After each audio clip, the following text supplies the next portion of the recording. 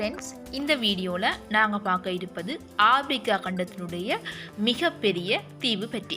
இந்த வீடியோக்கு போகிறதுக்கு முன்னாடி இன்னும் நீங்கள் இந்த சேனலில் சப்ஸ்கிரைப் செய்யாட்டி சப்ஸ்கிரைப் செய்து பக்கத்தில் இருக்க பெல் ஐக்கானையும் ப்ரெஸ் பண்ணி கொள்ளுங்கள்.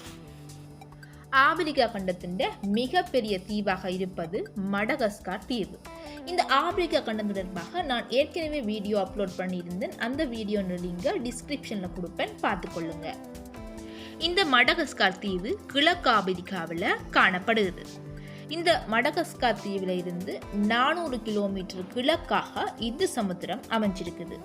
கிழக்கு ஆப்பிரிக்காவையும் மடகஸ்கார் தீவையும் பிரிக்கின்ற நீரிணையாக மொசாம்பிக் கால்வாய் காணப்படுகிறது.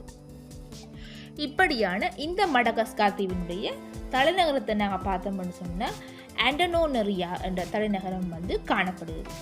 இந்த மடகஸ்கார் தீவில் கிட்டத்தட்ட 27.69 மில்லியன் மக்கள் வாழுகிறார்கள். மடகஸ்கார் தீவினுடைய பரப்பளவு நாங்கள் பார்த்தோம்னு சொன்னால் 5,92,800 சதுர கிலோமீட்டர் பரப்பளவை கொண்டு காணப்படுகிறது.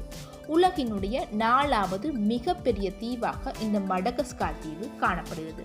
உலகத்தில் இருக்கிற பயோடைவர்சிட்டியில் கிட்டத்தட்ட 90 விதமான பயோடைவர்சிட்டிஸ் இந்த மடகஸ்கார் தீவில் தான் காணப்படுகிறது.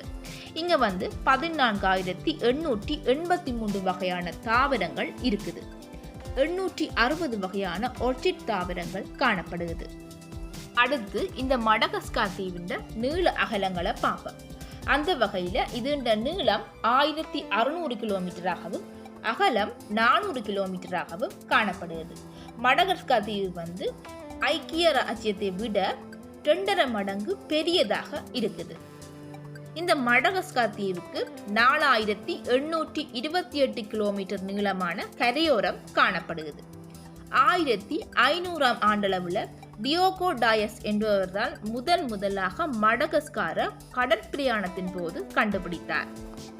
மடகஸ்கார் தீவில் 6 மாகாணங்கள் காணப்படுகிறது. இந்த 6 மாகாணங்களும் 22 ரீஜன்ஸாக பிரிக்கப்பட்டு இருக்குது. ஓகே ஃப்ரெண்ட்ஸ், ஆப்பிரிக்கா கண்டத்தினுடைய மிகப்பெரிய தீவு என்று சொல்லி வர்ணிக்கப்படுகின்ற மடகஸ்கார் தீவு பற்றி நான் உங்களுக்கு தெளிவுபடுத்தி இருந்தேன். இந்த வீடியோ உங்களுக்கு மிகவும் பயனுள்ள ஒரு வீடியோவாக அமைந்திருக்கும் என்று நான் நினைக்கின்றேன். மேலும் இந்த வீடியோ உங்களுக்கு பிடிச்சிருந்தா லைக் பண்ணுங்க, கமெண்ட் பண்ணுங்க, உங்கள் ஃப்ரெண்ட்ஸுக்கும் இதை ஷேர் பண்ணி கொள்ளுங்க. மீண்டும் இன்னொரு வீடியோவில் நான் உங்களை சந்திக்கின்றேன். நன்றி.